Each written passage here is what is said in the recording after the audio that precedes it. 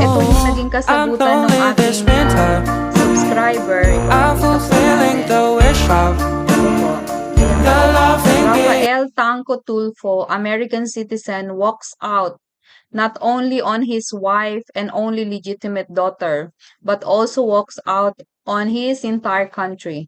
This clip just shows the level of class this guy has. This what you want Philippines. Honor. Sana Your yung Honor, blatter, sana yung blatter na yan.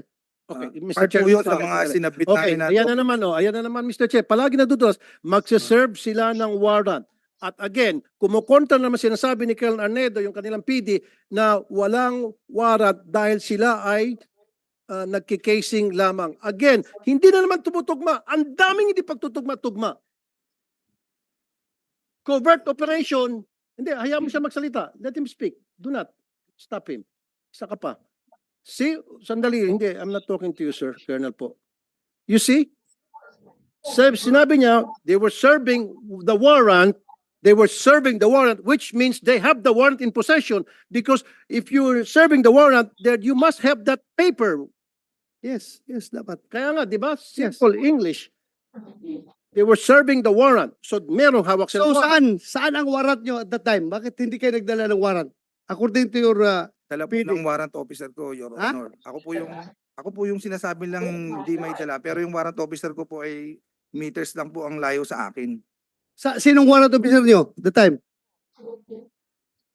Police Corporal Joel Dicen po, Your Honor. Ikaw? Yes, Your Honor. May dala kang warrant ng time na yan?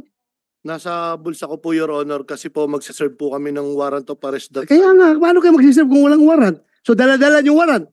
Dala po. I have to walk. Hindi ko kaya to. Si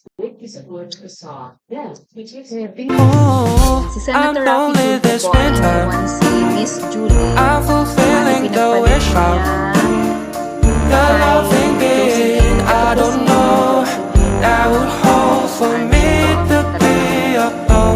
Na-inlove ng husto sa kanya si Senator Raffy Tulfo nung siya ay nagtatrabaho pa as DJ or disc jockey.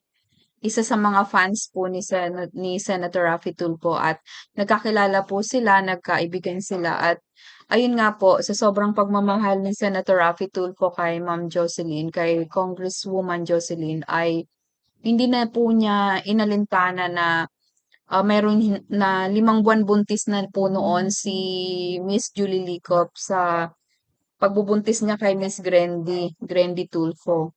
So, ayan po, so balikan po natin dito yung istorya ni Miss Grandy. Ayan guys, kung makikita nyo dito, ito may baby pa po dito si Miss Grandy Tulfo. Ito po, talagang medyo payat siya dito dahil nung panahon na yun ay talagang sobrang naghihirap yung mag-ina. Ayan po, siguro mga 10 months old pa lang po yan si Miss Grandy Tulfo. At si Senator Raffy Tulfo ay wala po sa piling nila. Si Senator Raffy Tulfo, yung mga panahon na yan, kung hindi ako nagkakamali, siya po ay pumunta sa Amerika at doon nagtrabaho. Doon sa mga interview niya, nagtrabaho siyang waiter. Marami siyang pinasukan.